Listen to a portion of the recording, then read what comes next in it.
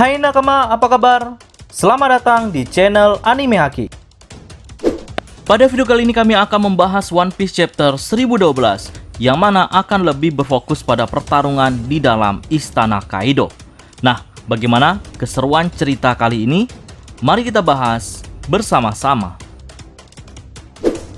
Kita mulai dari cover story. Cover story kali ini merupakan requestan dari Azuki yang merupakan fan One Piece, yang mana memperlihatkan Kid yang sedang bermain dengan burung besi yang ia ciptakan, sedangkan burung asli membuat sarang di atas kepalanya. Namun yang unik di sini Oda Sensei menyelipkan tulisan 3D di baju yang dipakai Kid. Nah, di bawahnya ada angka 99%.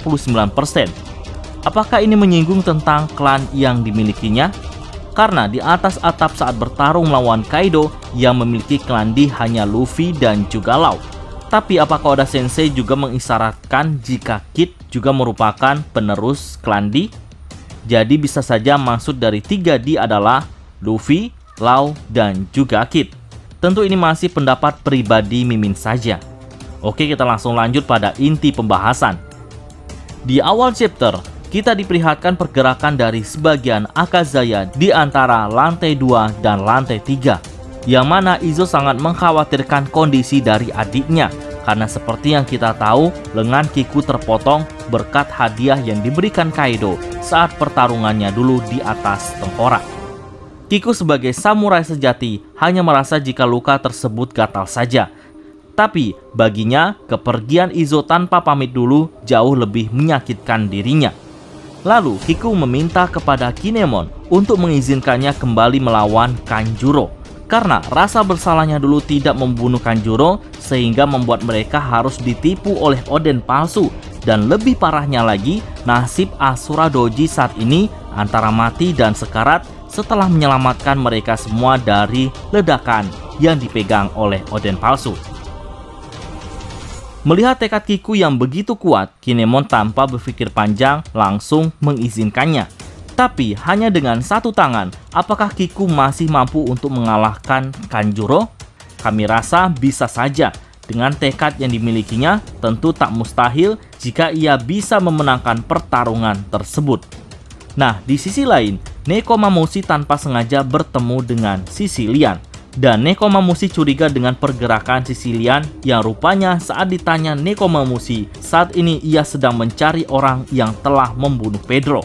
Mengetahui hal itu, Nekomamushi langsung marah dan dengan cepat langsung pergi mencari si pembunuh Pedro, yaitu Perospero. Apalagi Wanda dan Carrot sudah duluan menghadapinya tetapi kalah. Perlu diingat kembali, Perospero tidak membunuh Pedro, karena saat itu Pedro melakukan aksi bom bunuh diri demi menyelamatkan Luffy dan lainnya dari serangan permen Perospero. Tapi bisa dibilang penyebab Pedro melakukan bom bunuh diri karena ulah dari Perospero. Jadi cukup wajar jika ia bertanggung jawab atas kematian Pedro. Dan di chapter mendatang, pertarungan Nekomamushi versus Perospero akan meramaikan pertempuran di Onigashima nantinya.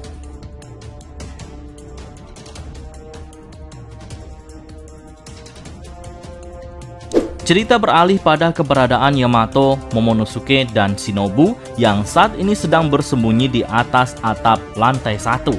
Di sini, Yamato meminta kepada Momonosuke dan Shinobu untuk tetap bersembunyi di sini. Sedangkan ia akan memancing para kroco-kroco Kaido untuk mengikutinya. Karena Yamato telah membuat boneka pengganti Momonosuke. Entah mengapa kami merasa boneka yang dibuat oleh Yamato sangatlah payah, dengan ukuran yang jauh lebih kecil dari tubuh Momonosuke, dan hal itu akan membuat para kroco-kroco Kaido menyadarinya. Tapi bukan One Piece namanya kalau bukan membuat sesuatu yang unik dan terlihat konyol. Sebelum pergi, sekali lagi Yamato meminta kepada Momonosuke untuk memberitahunya bagaimana keadaan Luffy, dan Momonosuke menjawab tidak ada perubahan, masih ada 2 suara. Di sini kami masih bingung kekuatan macam apa yang dimiliki oleh Momonosuke, bahkan sampai Yamato begitu percaya pada perkataannya. Apakah si bocah mesum ini juga memiliki haki tingkat tinggi juga?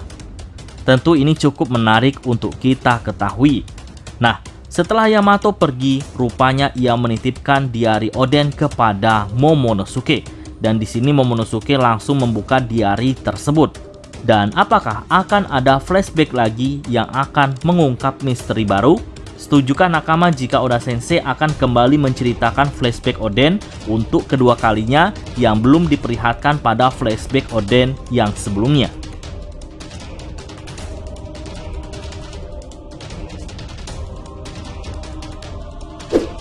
Cerita beralih pada perjalanan Sanji yang mana saat ini sudah berada di lantai 2 kastil Kaido. Dan tanpa sengaja Sanji melihat Zoro, Law, dan Zeus jatuh dari ketinggian. Jika kita mengingat kembali pada chapter lalu, Law menggunakan kemampuan buah iblisnya untuk berpindah tempat. Tapi mengingat saat ini ia mengalami luka yang cukup serius setelah bertarung melawan Kaido, maka kekuatannya tidak berjalan dengan mulus. Sehingga mereka harus terjatuh dari tempat yang cukup tinggi. Tapi untungnya Sanji dengan sigap langsung menangkap keduanya. Momen ini membuat Sanji cukup kesal karena biasanya ia hanya menangkap wanita. Tapi kali ini malah menangkap Zoro dan juga Law. Nah, Law kemudian langsung pergi untuk kembali mengejar Big Mom. Tapi ia menjelaskan jika Zoro mengalami 30 patah tulang. Dan hal itu cukup membuat Sanji panik.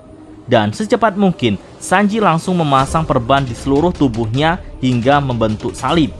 Di sini terlihat jelas, walau bagaimanapun permusuhan di antara mereka yang namanya satu tim akan saling membantu. Nah, setelah selesai diperban, Zoro dibawa Sanji untuk menuju ke suatu tempat. Dan Zoro meminta untuk membawanya ke panggung utama kastil. Di dalam perjalanan, mereka bertemu dengan Kawamatsu dan juga Izo yang akan turut membantunya.